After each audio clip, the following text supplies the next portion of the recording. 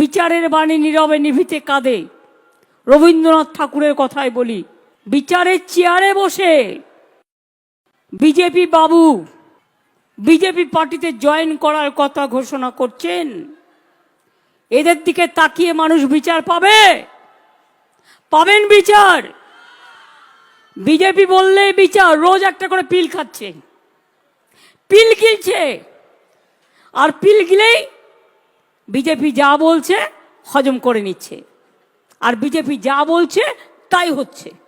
লোকে আমায় দেখলে বলে বাবা, বলছে বাবা যা সব রায় বেরোচ্ছে এ দেখে তো রয়্যাল বেঙ্গল টাইগাররাও পালিয়ে যাবে ভয়ে।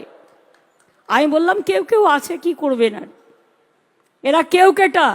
তবে আমি খুশি যে তাদের মুখোশটা বেরিয়ে গেছে, মুখোশটা খুলে পড়েছে।